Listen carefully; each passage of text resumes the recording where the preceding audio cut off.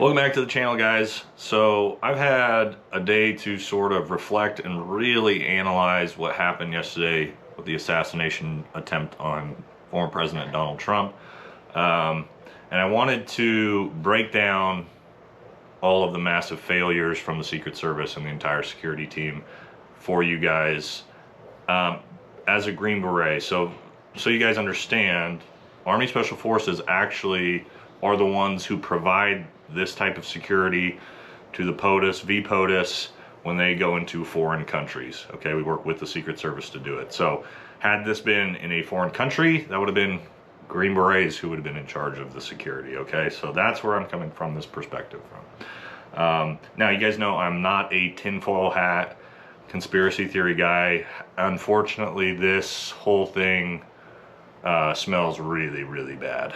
Okay, and I'm going to explain to you why. All right, we're going to walk through all of the failures from the Secret Service. All right, so from start to finish, because there's a lot, and they're massive. All right, so we're going to start it at the beginning, and again, we're looking at this lens from physical security. Okay, so right out the gate, we have to have some questions answered of how does a gunman with a long rifle get into the area and to a building, 150 meters away from the president to begin with. I'm not even talking about getting on the roof or anything like that. That is massive failures in security. Okay, we're going to put the overlook map of the area up because it's going to be important to analyze this next section. Okay, so we'll put it up now and talk about the shooter actually getting on to the roof, again within 150 meters, which I'm telling you guys right now, in no world would anywhere in that vicinity not be covered within 150 meters of a president. Okay, especially the one elevated vantage point in the entire area that has perfect overlook to the stage. Okay, that is, if I'm surveying the area and doing a target package on this before we go in, that building is my key building. It is the one building I'm focused on more than anything else because it's the only large raised vantage position. Okay, so for a couple different reasons. One, it has easy access to hit the president, right? But two, I would want my own long guns on that roof because why? It's got perfect vantage over the crowd. Okay, now if somebody in the crowd somehow gets in with a gun, need to have somebody that has lanes of fire to that as well, which they obviously didn't. The fact that that roof, one, the shooter was allowed to get on that roof to begin with, and then let's be clear, guys, reporting is now out. Tons of people saw the gunman on the roof before he shot. They were trying to alert the police, okay? And we're going to show this next picture, this next video. Unfortunately, we know now that multiple Secret Service snipers had the attacker under glass, which means they're looking at him in the scope for over a minute before he took the shot. And I can tell you, if you look at the scope he has on his long gun, he's going to be able to see the stitching in that dude's clothes. Okay, so he knows that dude's not in a police outfit. He knows he's not in a Secret Service outfit, and he doesn't take the shot. Okay, actually, yeah, let's get into that right now. So, why do they not take the shot? Well, we don't know. I can tell you, it's either massive and gross incompetence and negligence, which is highly likely, and that is from start to finish, the way the physical security was done, the way things were in place, and this is the command team. Okay, so whoever's in charge of the Secret Service needs to be fired immediately. Let's get that out of the way, because he or she is grossly incompetent. The shooter themselves, right, why don't they take the shot? Well, I can tell you, coming from a background where we have to do things like this, if you are under a chaotic chain of command that has terrible leadership and guidance, when you get into a situation like this as the shooter or as a sniper, you're going to be extremely hesitant to ever pull the trigger, okay? Why? Because you've got no faith in your command shown no faith in you, you don't want to make a mistake, okay? So that's the type of thing that can lead to something like this happen. Or, you know, tinfoil hat, worst case is, and it looks, everything points to and looks like this was allowed to happen, okay? The fact that this guy gets in to the area with a long gun, he's allowed to just get on top of a roof, multiple snipers see him for a minute, don't take a shot, allow him to shoot the former president, and then and as we watch again, you'll see the shots ring out and that dude immediately eliminates him. So he's under glass, okay? He's actually watching this dude. Dude breaks the shots, he puts the dude down a couple seconds later. So we know he actually is watching this guy. Yeah, again, allowed to happen, let's hope not. But if not, just as bad, because the amount of incompetence from the Secret Service, you know, no knock on law enforcement, but not surprised there. You know, they're not that well trained, they're not that well funded, they're not designed for this, okay? And they get very little instruction and help from the Secret Service when they have to do this. I know that.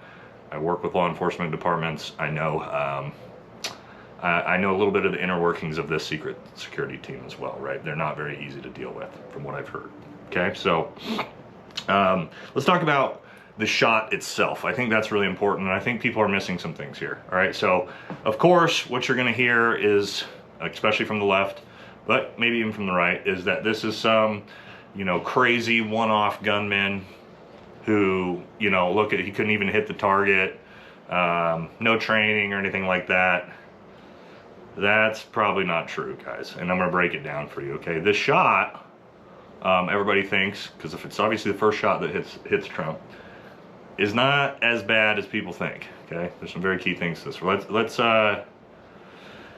take a picture here of this, the actual trajectory of the round, as you can see, after it has hit Trump, all right?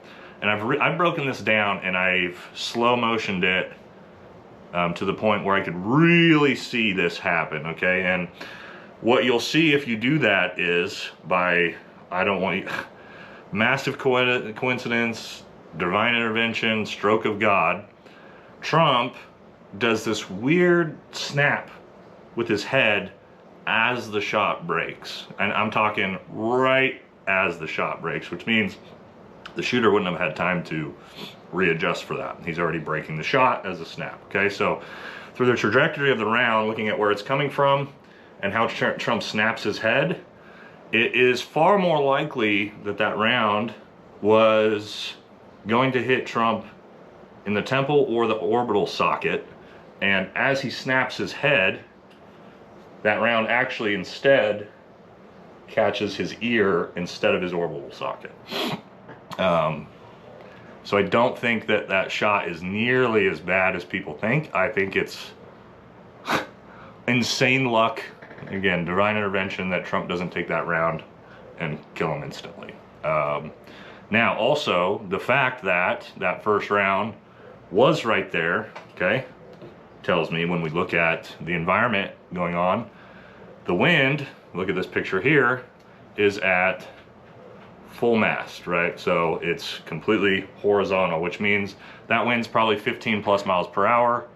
Now at 150 meters, that's not that big of a calculation or hold adjust you have to do, but at 15 to 20 mile per hour winds at 150 meters, it is potentially going to be significant, okay? So the shooter had to understand how to do wind calculation in his head on the spot before breaking the shot as the president moves his head at the exact time to instead, I mean, we're talking a quarter of an inch from taking him in the temple to taking him in the, less than that, right? Maybe a quarter inch, temple to ear, okay? So don't get the veil pulled over your eyes into thinking that this guy didn't know what he was doing, okay? Because I'm seeing that everywhere from both sides, and I don't believe that when I really break this whole thing down, okay? Which makes me question it even more. Next, we talked a little bit, again, we talked about why those two snipers on the roof don't take the shot. Again, it doesn't make any sense, right? Other than, again, allowed to happen or massive incompetence from leadership, okay? Because we know that with people in the crowd, civilians in the crowd reporting this, we know it's all over the radio. They're all connected by radio. We know, because, you know, I've done this, that those two snipers under the glass are telling the command chain what they see. I know that for a fact. And they're being told to stand down, because why? They can't confront. Command has no command and control over what's happening, has no idea who that is on the roof, and doesn't even know if he's got his own guys on the roof. So he's probably telling him to stand down, not take the shot until they can figure out what's going on. By that time, the shot breaks out. My professional opinion, that's most likely what happened with that situation, right? Again, massive failures in leadership from the top. And then final massive failure we need to talk about, which is after the shot hits the president, the secret security's actions. Okay, so everybody thinks they did a great job. Not really. I would say it's an abject failure from start to finish. Looking at this from somebody who understands how this is supposed to look. Right, so, you know, decent reaction time after the shot breaks out. I mean, Trump hits the ground before anybody actually moved, so still not really. I mean, the break of that shot, they should have been rushing him. Like any bang sound, that should have been secured. Details should have been on him. So, a little slow to react is what it is there. The big failure here is letting the president back up. So, watch the clip real quick, and we'll dissect this.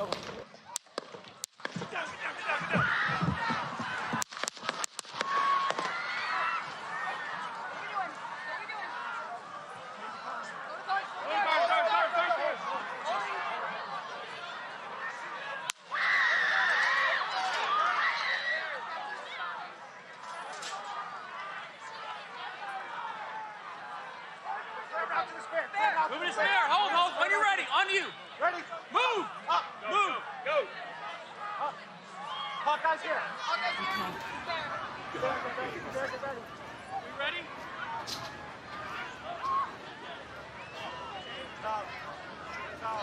Okay, we are watching live at a rally in Butler, Pennsylvania, where former President Trump was speaking on the stage.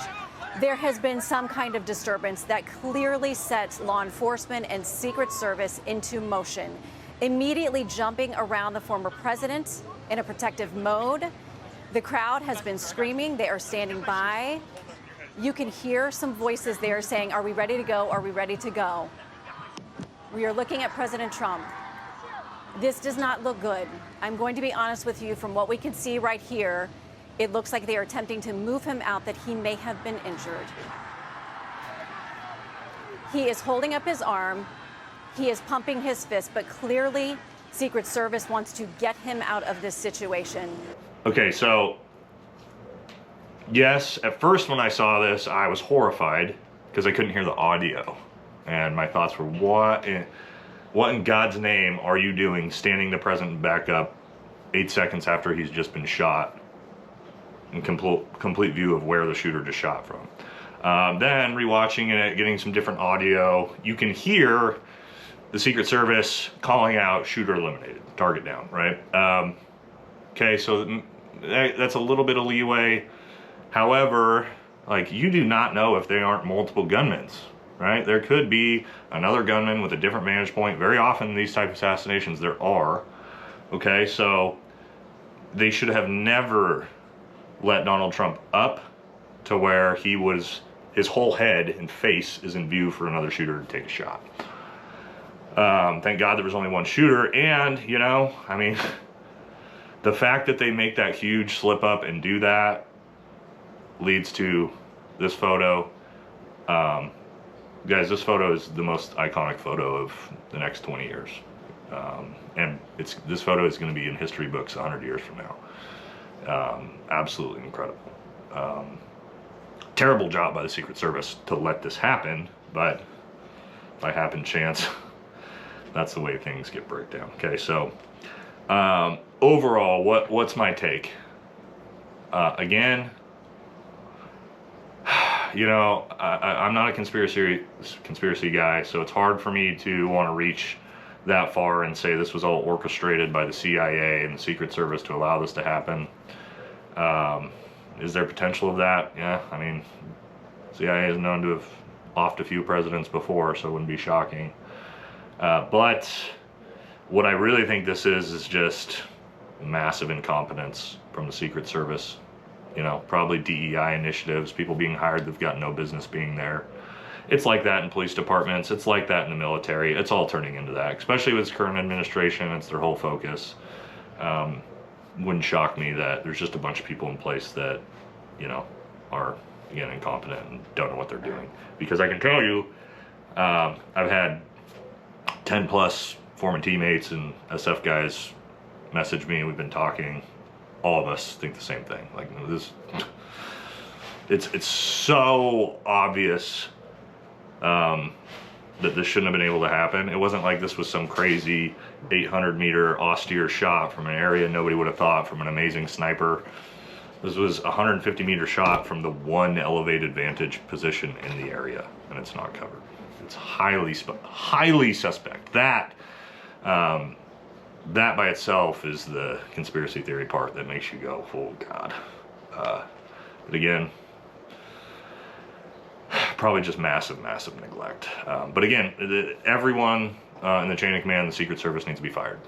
That needs to be step one, immediate. No discussion, just before an investigation, you're all done, because it's so massive, right? So, hope this kind of gives you guys a lens of a different perspective from, a guy from a community that actually does this type of stuff. Because yeah, I can tell you, no team, no special forces team would have ever allowed that type of thing to happen. It's just not a thing, right? So maybe Donald Trump should hire his own, Donald Trump, if you do this, maybe you should hire your own security detail of former Green Berets to actually protect you, right? So that's all for today, guys. I hope you found that interesting. And, God bless America, because I have a feeling things are going to get a whole lot worse before they get better. All right, guys. Take care.